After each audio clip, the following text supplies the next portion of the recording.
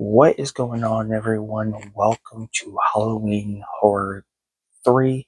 Welcome to day 7. And for day 7, I'm going to be continuing on with Phantasm, and I'm going to be reviewing Phantasm 3.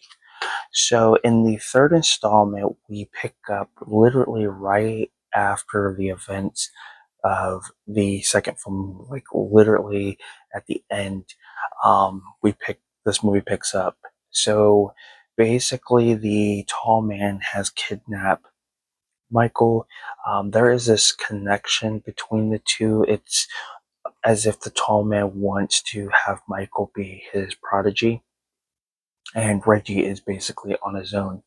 So throughout the film, Reggie is trying to do everything he can to reunite with Mike, help Mike, so that way they can stop the tall man. So while this is all going on, we get these two new characters. One of them is a child who sets up this, his home with a bunch of traps, which is pretty genius. You do get to see a lot of it play out, especially for this kid. I mean, he's got to be like around 10 years old or so. So, he kind of is a little iffy towards Reggie, and Reggie's kind of the same way, but then realize the kid, he's pretty good, and they kind of come together, and then they meet another woman. I can't remember her name, but it's her right here, and they all team up. Of course, Reggie being a guy and having this, attraction to her, and she doesn't play that game with him.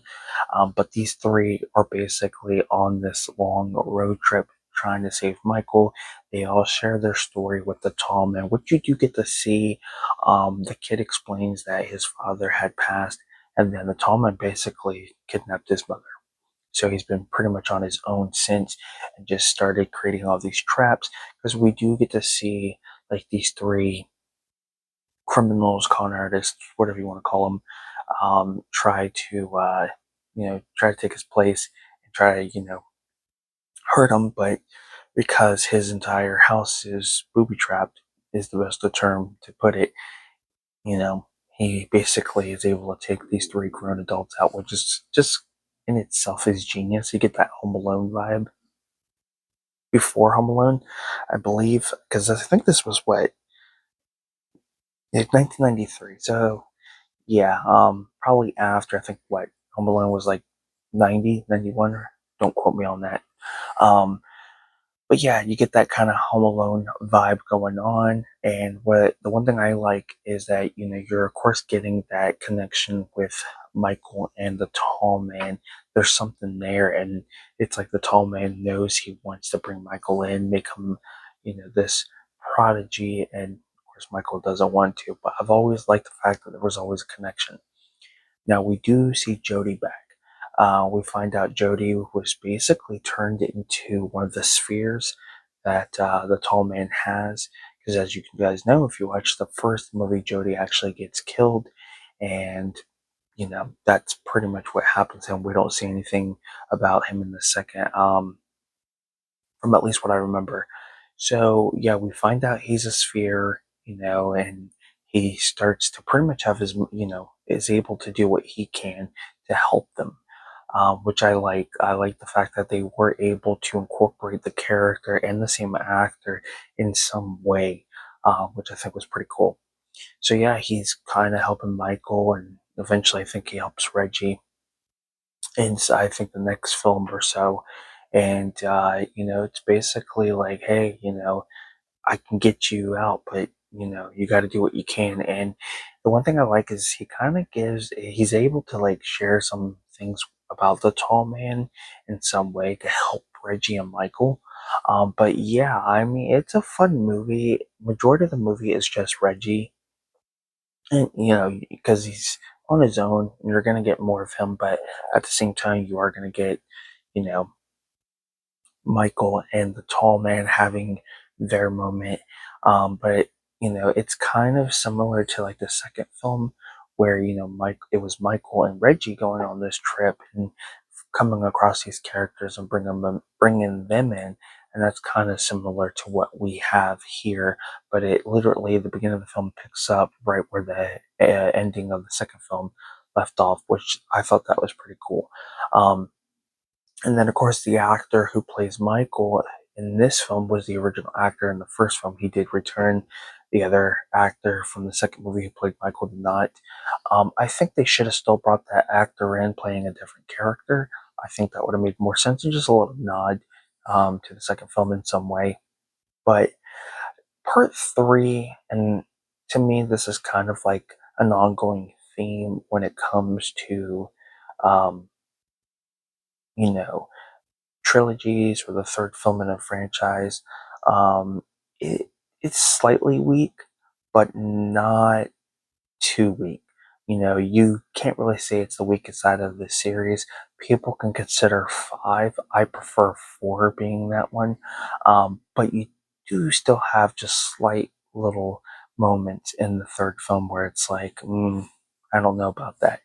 Um, the whole Reggie thing being like, finding the attraction with these women, it's, to me, I just don't care for it. I feel like it's one of those things that, can be dealt with without, you don't necessarily have to have it in the movie. I guess is what I'm trying to say. Because it does get played out if you look back at the entire franchise, it's played out.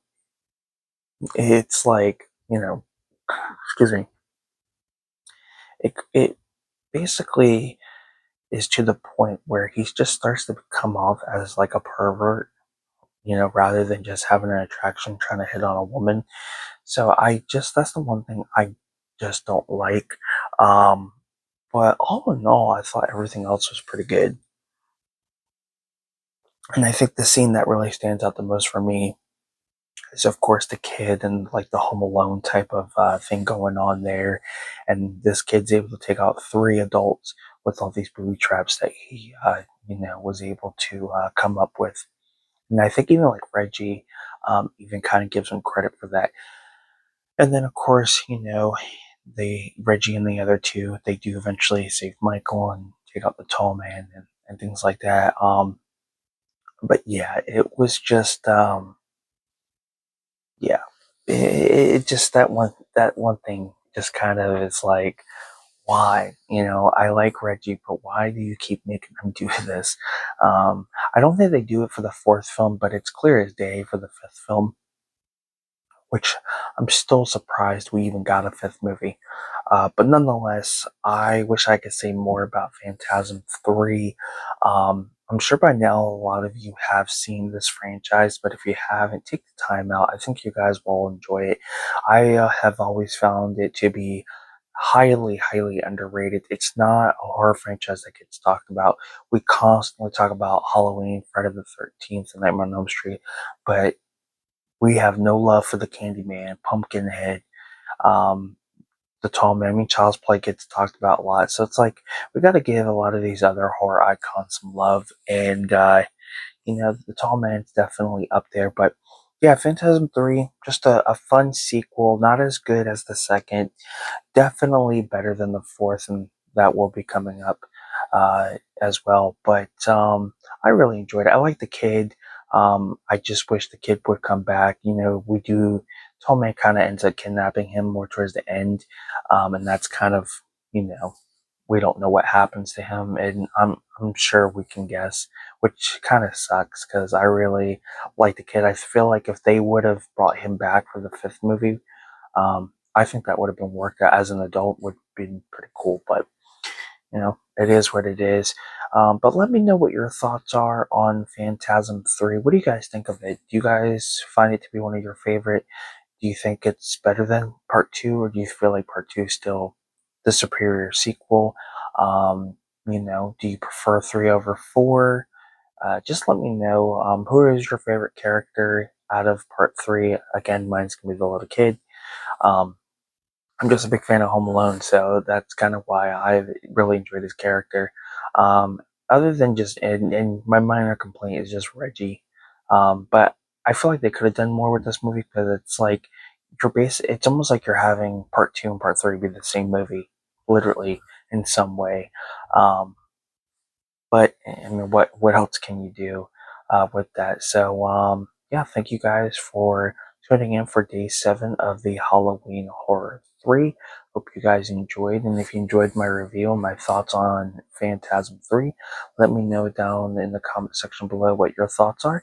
Give this video a like, and if you haven't subscribed to the channel yet, go ahead and subscribe. Um, I do movie reviews, I do 4K reviews, unboxings, collection updates. I used to do wrestling videos, but I am going to slowly get back into that, doing the predictions. And there's just a wide range of stuff that I do. So if that's the type of content you're into, then go ahead and hit that subscribe button, and you can hit the notification bell so you are notified when I do upload a video. And if you guys want to check out day 1 through 6 of the Halloween Horror, you can do that. And if you guys want to check out Halloween Horror and Halloween Horror 2, those videos are on the channel as well.